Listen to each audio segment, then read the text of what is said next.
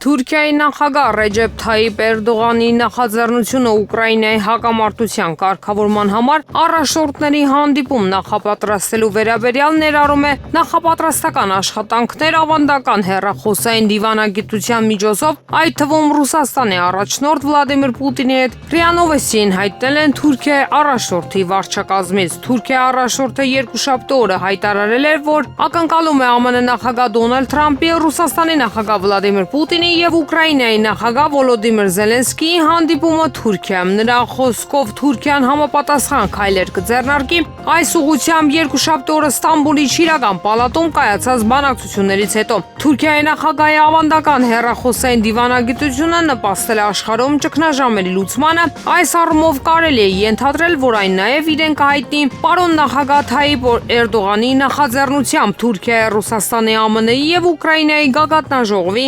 նախապատրաստական աշխատանքների ժամանակ, ասել է գործակալության զրուցակիցը։ Երկուշաբթի օրը Ստամբուլում տեղի ունեցած Ռուսաստանի եւ Ուկրաինայի միջև բանակցությունների երկրորդ փուլը տևել է 1 ժամից ավել։ Երեքշաբթի օրը Ուկրաինայի ողջ տարածքում հայտարարվել է օդային հարձակման տագնապի ռեժիմ ըստ Ուկրաինայի թվային փոխակերպման նախարարության առցանց քարտեզի տվյալների։ Աղբյուրի տվյալներով տագնապը հայտարարվել է գրեթե միաժամանակ ժամը 9:50-ի սահմաններում։ Ռուսաստանի զինված ուժերը սկսել են հարվածել ուկրաինական ենթակառուցվածքներին 2022 թվականի հոկտեմբերի 10-ին Ղրիմի կամրջի վրա ահաբեկչական հարձակումից 2 օր անց, որը ըստ ռուսական իշխանությունների իրականացվել է ուկրաինական հատուկ ծառայությունների կողմից։ Ուկրաինայի նախագահ Վոլոդիմիր Զելենսկուի Airbus A319 ինքնաթիռը մեկնել է ԱՄՆ։ Այս մասին տեղեկանում ենք Flight Away տվյալներից։ Ըստ աղբյուրի ուկրաինացի առաջնորդի ինքնաթիռը լեհական Յասյոնկա օդանավակայանից երկուշաբթի երեկոյան մեկնել է Իռլանդիա, որտեղ կանգ է առել մի քանի ժամով։ Այնուհետև ինքնաթիռը մեկնել է ԱՄՆ ռազմաօդային ուժերի Andrews ռազմաօդային բազա։ Ուկրաինական սրանահրատարակության տվյալներով ԱՄՆ է մեկնել նաև Ուկրաինայի նախագահի գրասենյակի ղեկավար Անդրեյ Երմակը։ Ռուսաստանի Դաշնության անվտանգության խորհրդի փոխնախագահ Դմիտրի Մեդվեդևը Տելեգրամի իր ալիքում ասել է, որ ռուսական բանակն ակտիվորեն առաջ է շարժվում ռազմաճակատում եւ կշարունակի առաջ խաղացումը։ Նրա խոսքով վրեժն անխուսափելի է։ Մեր բանակն ակտիվորեն առաջ է շարժվում եւ կշարունակի առաջ խաղացումը, ասել է Մեդվեդևը։ Նա նաեւ նշել է, որ Ռուսաստանի արագ հաղթանակի համար անհրաժեշտ են ռուս-ուկրաինական բանակցություններ Ստամբուլում։ Ռուսաստանի նախագահ Վլադիմիր Պուտինը ի տարբերություն Ուկրաինայի նախագահ Վոլոդիմիր Զելենսկու ճիշտ էր, երբ ասում էր, որ հակամարտության հարցում ժամանակն աշխատում է իր օգտին։ Այս մասին հայտարարել է Հունգարիայի վարչապետ Վիկտոր Օրբանը։ Մեջբերում է 10 քաղաքական գործիչը հիշեցրել է, որ 2024 թվականի ամռանը Կիև կատարած այցի ժամանակ փորձել է համոզել Զելենսկուն համաձայնել հրադադարին, սակայն մերժում է ստացել։ Օրբանի խոսքով Վլադիմիր Պուտինը նույնպես հրաժարվել է իրենից, քանի որ երկու կողմերն էլ ենթադրում են, որ ժամանակն աշխատում է իրենց օգտին։ Միակ տարբերությունն այն է, որ Պուտինը ճիշտ էր, հայտարարել է Օրբանը։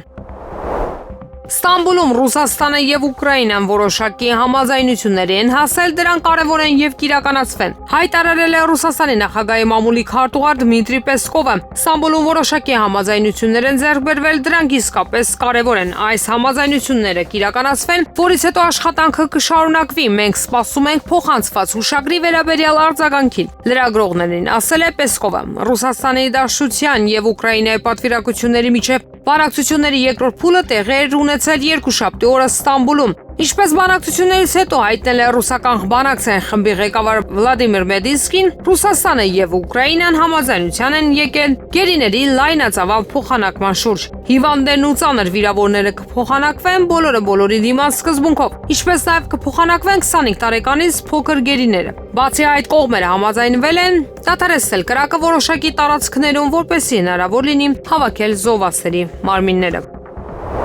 Ռուսաստանը աջակցում է Իրանի միջուկային ծրագրի խաղաղ կարգավորմանն ուղղված ջանքերին եւ աջակցում է դրանց, հայտարարել է Ռուսաստանի նախագահի մամուլի քարտուղար Դմիտրի Պեսկովը։ Իհարկե մենք լիովին աջակցում ենք Իրանի միջուկային խնդրի խաղաղ կարգավորմանն ու ուղղված ջանքերին։ Լրագրողներին ասել է Պեսկովը, նա ընդգծել է, որ երկրներն ունեն խաղաղ էներգիայի իրավունք։ Նրա խոսքով խաղաղ միջուկային էներգիա օգտագործումը տեղի ունենում եւ պետք է տեղի ունենա բացառապես ԱՄԳ-ի եւ միջազգային հանրության խիստ վերահսկողության ներքո։ Ըստ Պեսկովի դա տեղի է ունենում ամենուրեք աշխարհի բոլոր երկրներում։ Իհարկե մենք կարծում ենք, որ երկրները պետք է պահպանեն այս իրավունքը, ընդգծել է Ռուսաստանի նախագահի մամուլի քարտուղարը։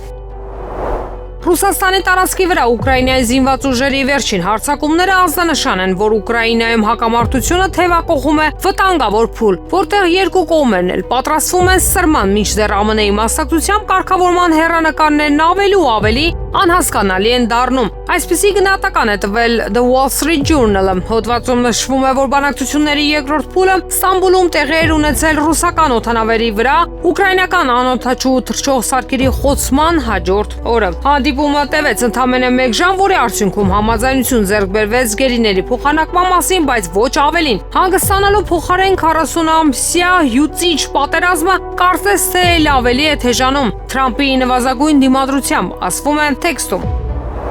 ԱՄՆ նախագահ Դոնալդ Թրամփի վարչակազմը անհամբեր սպասում է այն ժամանակին, երբ կարող է իր ուշադրությունը Ուկրաինայի հակամարտությունից տեղափոխել Ասիա-Խաղաղօվկիանոսյան տարածաշրջան եւ Չինաստանի հետ մրցակցություն, գրում է Axios պորտալը։ Պորտալի տվյալներով Կիևը դժվարին իրավիճակում է հայտնվել Վաշինգտոնի եւ եվրոպական երկրների կողմից անհապաղ լրացուցիչ հակաօդային պաշտպանության համակարգեր ուղարկելուց հրաժարվելու պատճառով։ Ավելի վաղ Միացյալ Նահանգների պետքարտուղար Մարկո Ռուբիոն հայտնել էր, որ Ուկրաինան Թրամփի վարչակազմից խնդրել է Patriot հրթիռային նոր համակարգեր եւ դրանց համար նախատեսված զինամթերք։ Պետդեպարտամենտի ղեկավարի խոսքով Միացյալ Նահանգները ներկայումս դրանք չունի, ուստի Վաշինգտոնը խրախուսում է ՆԱՏՕ-ի դաշնակիցներին իրենց սեփական պահեստներից պատրիոտներ տեղափոխել Կիև։ Սակայն ինչպես նշել է Ռուբիոն, այդ երկրներից ոչ մեկը չի ցանկանում բաժանվել իր համակարգերից։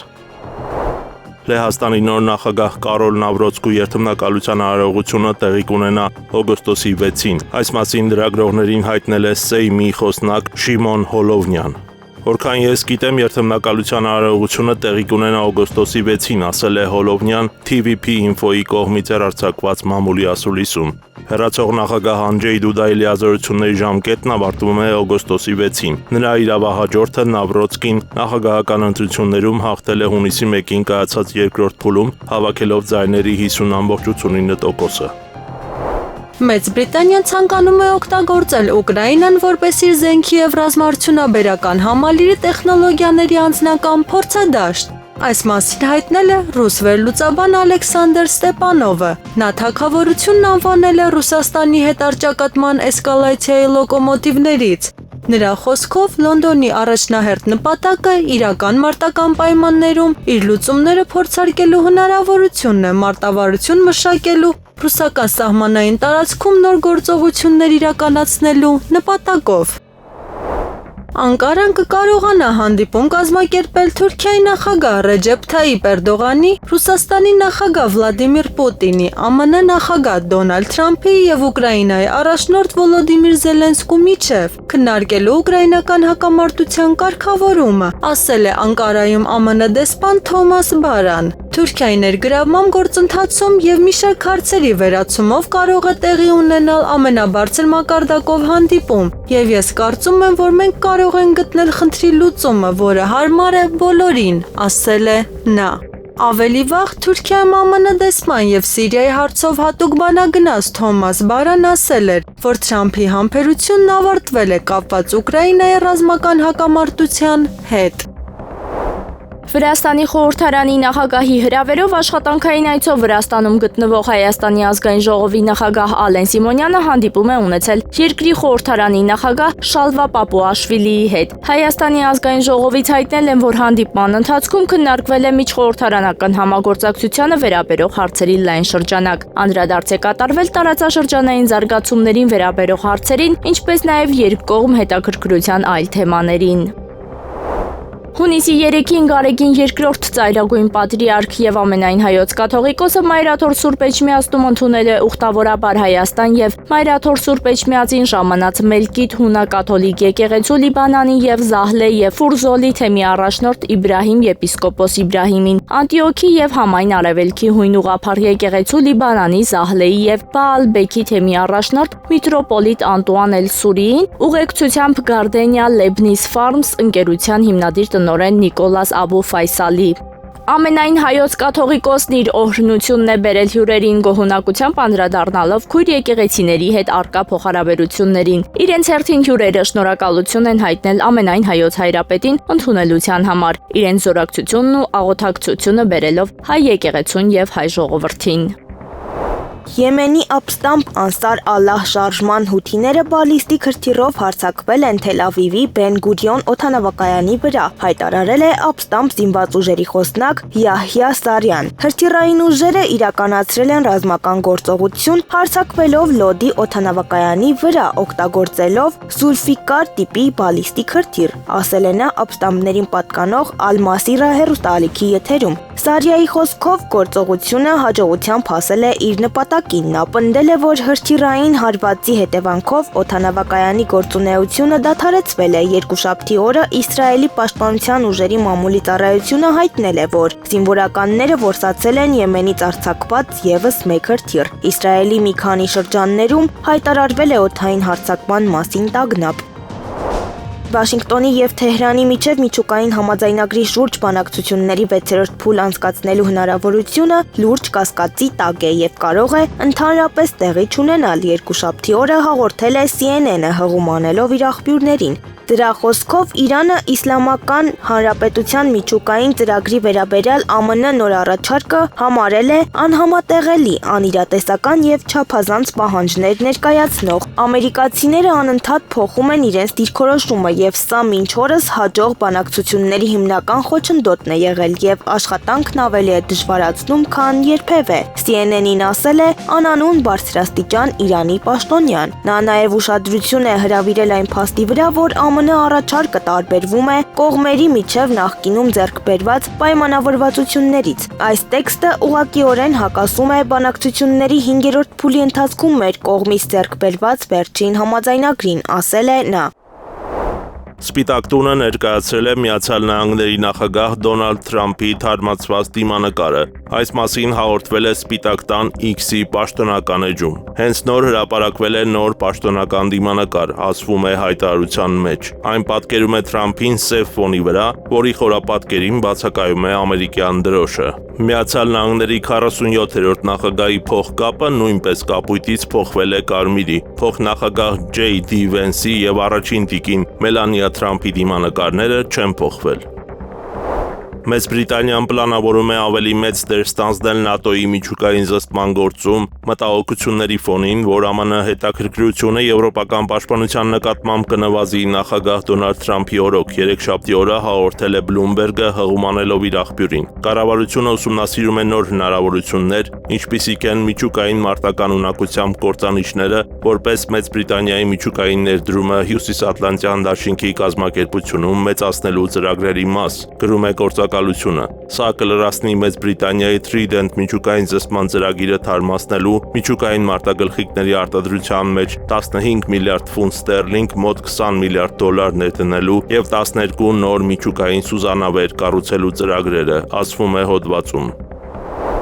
ԱՄՆ նախագահ Դոնալդ Թրամփը հայտարարել է, որ երկրի զինված ուժերը պատմության մեջ աննախադեպ տեմպերով են համալրում իրենց զենքի զինանոցները։ Ես հենց նոր հիանալի զրույց ունեցա մեր զինված ուժերի ղեկավարության հետ։ Սա մեր ունեցած ամենաուժեղ բանակն է, ներառյալ այն փաստը, որ մենք զենք ենք կուտակում այնպիսի տեմպերով, ինչպիսին մեր երկիրը երբեք չի տեսել։ Գրել է նա Truth Social-ում, հավելելով, որ հույս ունի, որ իրենք երբեք ստիպված չեն լինի դրանք օգտագործել։ Գազայի հատվածի հարավում գտնվող մարդասիրական օգնության բաշխման կենտրոնի վրա Իսրայելի կողմից հասցված ավիահարվածի հետևանքով զոհվել է ավելի քան 20 մարդ, հայտնում է կատարական Al Jazeera հեռուստաալիքը։ Իսրայելցի զինվորները կրակ են բացել Ռաֆահում գտնվող մարդասիրական օգնության բաշխման կենտրոն հասնել փորձող քաղաքացիական անձանց վրա, որը գտնվում է Եգիպտոսի հետ սահմանի մոտ գտնվող հարավային Պաղեստինյան անկլավում։ Հարձակման հետևանքով զոհվել է 23 մարդ, վիրավորվել ավելի քան 200-ը։ Մարտի 18-ին Իսրայելի բանակը վերսկսեց ռազմական գործողությունները Գազայի հատվածում, սկսելով զանգվածային հարվածներ անկլավի դեմ եւ այսպիսով խաթարելով այս տարվա հունվարին հաստատված հրադադարը։ Իսրայելի վարչապետ Բենյամին Նեթանյահուի գրասենյակը սա բացատրեց նրանով, որ արմատական Պաղեստինյան շարժում Համասը մերժեց միջնորդների եւ ԱՄՆ նախագահի հատուկ դեսպանորդ Ստիվեն Ուիթքովի կողմից բանակցությունների ընթացքում ներկայացված առաջարկները, նշելով, որ այդ հատվածում գործողության նպատակը բոլոր պատանդներին ազատ արձակելն է։ Արմատականները ռազմական գործողությունների վերսկսման համար մեղադրեցին Իսրայելին եւ ԱՄՆ-ին։ Վոլոդիմիր Զելենսկիի գրասենյակի ղեկավար Անդրեյ Երմակը կմեկնի Ամերիկայի Միացյալ Նահանգներ Ստամբուլում Ռուսաստանի եւ Ուկրաինայի միջև բանակցությունների երկրորդ փուլի ավարտին ընթരാճ։ Այս մասին հայտնում է RBC Ukraine գործակալությունը հղում անելով իր աղբյուրին։ Գործակալությունը չի նշում այցի նպատակը, ինչպես նաեւ այն, թե Երմակում հետ է հանդիպումներ նախատեսել։ Բացի այդ, հայտնի չէ նա միայնակ է թռչում, թե պատվիրակության հետ։ Հունիսի 2-ին Ստամբուլում տեղի ունեցավ Ռուսաստանի եւ Ուկրաինայի միջև վերսկսված ուղիղ բանակցությունների երկրորդ փուլը։ Հանդիպումը տևեց 1 ժամից մի փոքր ավելի։ Պատվիրակությունները շփվեցին ռուսերենով, կողմերը փոխանակվեցին փաստաթղթերով, որոնցում ներկայացվեցին հակամարտության կարգավորման իրենց տեսլականները։ Հարվարդի համալսարանը դատարանին խնդրել է ապասառեցնել ԱՄՆ վարչակազմի կողմից սառեցված $2.5 միլիարդ ֆինանսավորումը, անվանելով ամենահին համալսարանի դեմ նման գործողությունները անօրինական, հաղորդում է Reuters-ը։ Հարվարդի ԱՄՆ վարչակազմի դեմ Բոստոնի ԱՄՆ շրջանային դատարան ներկայացված հայցի համաձայն ապրիլի 14-ից ի վեր համալսարանը ստացել է 957 հրաման սառեցնելու ազգային անվտանգությանը սպառնացող վտանգների, քաղցկեղի բուժման եւ արագիչ հիվանդությունների հետ կապված հետազոտությունների ֆինանսավորումը։ Համալսարանի դեմ գործողությունները կապված են Սպիտակ տան պահանջների ցանկի մերժման հետ, ասվում է փաստաթղթում։ Դպրոցներում թմրամիջոցների տարածումը, հոգեկան վնաս հասցնող խաղերը ահագնացող տեմպերով տարածվում են ստանում։ Եվրոմեդիա 24-ի հարցին, թե ինչ կանխարգելիչ միջոցառումներ են իրականացնում, Երևանի քաղաքապետարանի մամուլի խոսնակ Հայկ Կոստանյանը նշել է, որ տեղյակ են խնդրից եւ զբաղվում են դրանցով։ Մեր հանրակրթության վարչության կողմից կարելի ասել ամենօրյա կտրվածքով, թե տնօրենների մակարդակով, թե բնականաբար դպրոցների այլ աշխատակիցների միջոցով ինտենսիվ աշխատանքներ են իրականացնում ոչ միայն երեխաների շրջանում, նաև ծնողների հետ են պարբերաբար այդ տեսակ շփումներ ունենում եւ նաև համապատասխան իրապահ մարմինների մեր գործընկերների հետ են համագործակցում, որպեսզի կանխարգելիչ եւ ոչ միայն կանխարգելիչ միջոցառումների միջոցով հնարավորինս հանրակրթական հաստատությունները զերծ պահեն ձեր կողմից մատնանշված խնդիրներից։ Բաքվում տեղի է ունեցել Արցախի նախկին ռազմաքաղաքական ղեկավարների դատական ֆարսը։ Հայկական կողմի հասցեին մեղադրանքներ են հնչել 2020 թվականի 44-օրյա պատերազմի ժամանակ ադրբեջանական քաղաքները իբր գնդակոծելու վերաբերյալ։ Ելույթ են ունեցել իբրև թե տուժողները։ Աղանդավորների մասին լսել եք մի թթու կծու խոսք ասեն, մենակ եկեղեցուն են քննադատում։ Այս մասին Եվրոմեդիա 24-ի տաղավարում հարցազրույցի ընթացքում ասել է կամուրջ քաղաքացիական նախաձեռնության համահիմնադիր Արման Աբովյանը։ Նա նշել է, թե ինչ խնդիր է ուզում լուծել Նիկոլ Փաշինյանը եկեղեցու դեմ արշավով։ Դուք լուրջ հավատում եք, որ Նիկոլ Փաշինյանը տենց մտահոգված է եկեղեցու առողջացմամբ։ Իհարկե ոչ։ Սեք լուծվում է նաև երկրորդ հարցը, բացի գլոբալ թուրքեր եւ ադրբեջանցիների ուղիղ հրահանգը կատարելու, այս մարդիկ նաև լուծում են հետեւյալ խնդիրը։ Նախկինում մեղավոր էին նախկինները, հետո կոռուպցիոներները, հետո ռուսները, հիմա եկեղեցին, հասկանում եք, այսինքն բոլոր գործընթացները նախընտրական ինքը նեգատիվի վրա է կառուցում։ Քաղաքացիական պայմանագիր կուսակցությունը պոզիտիվի վրա չի կարող ոչ մի բան անել, ինքը պետք է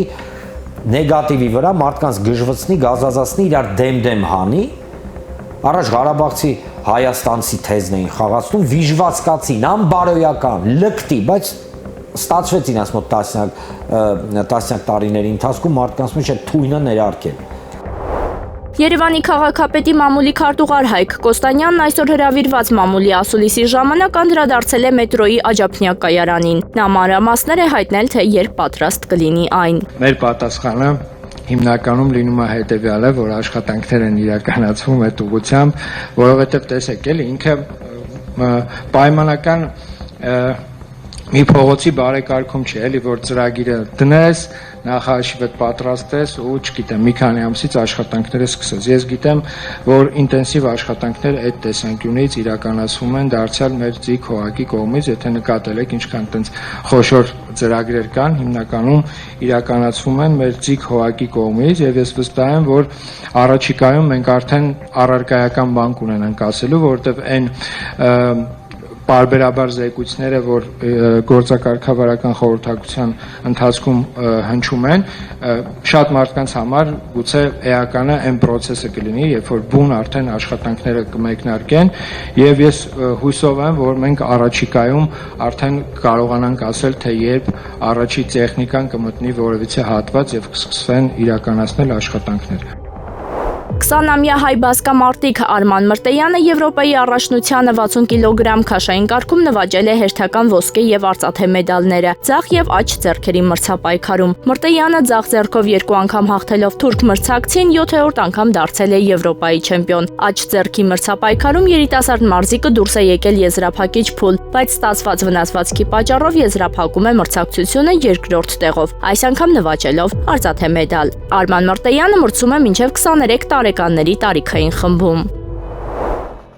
Ուկրաինայի անօդաչու սարքերի հարձակումը Ռուսաստանի միջուկային ռազմավարական ռմբակոծիչների վրա ստվերեց խաղաղ բանակցությունների նոր փուլը, որը մեկնարկել է Ստամբուլում։ Սա 2022 թվականից հետո կողմերի երկրորդ ուղիղ հանդիպումն է, սակայն առկա են լուրջ տարաձայնություններ։ Ռուսաստանի ազդեցիկ բլոգերները պահանջում են վճռական պատասխան հարձակումներից հետո։ Թուրքական արտաքին գործերի նախարար Հաքամ Ֆիդանը դիմել է կողմերին հորդորելով հասնել հստակ արդյունքների, որոնք կբերեն խաղաղության։ Ռուսաստանի պատվիրակության ղեկավար Վլադիմիր Մեդինսկին նշել է, որ Մոսկվան ստացել է Կիևի խաղաղության առաջարկի նախագիծը։ Ուկրաինայի պատվիրակության ղեկավար Ռուստեմ Ումերովը ներկայացել է ռազմական համազգեստով, իսկ երկու կողմերն էլ պատրաստվում են ներկայացնել իրենց տեսլականը հրադադարի եւ խաղաղության ճանապարհային քարտեզի վերաբերյալ։ Բանակցությունները մոտ 2 ժամ ուշացան եւ մեկնարկեցին Ստամբուլի շքեղ Կիրագան Փելսում։ Անցած բանակցությունները, որոնք տեղի էին ունեցել մայիսի 16-ին, հանգեցրին ամենամեծ ռազմագերիների փոխանակմանը, սակայն խաղաղության կամ անգամ հրադադարի նշաններ չառաջացան, քանի որ կողմերի դիրքորոշումները մնացին շատ հեռու, հայտնում է Reuters-ը։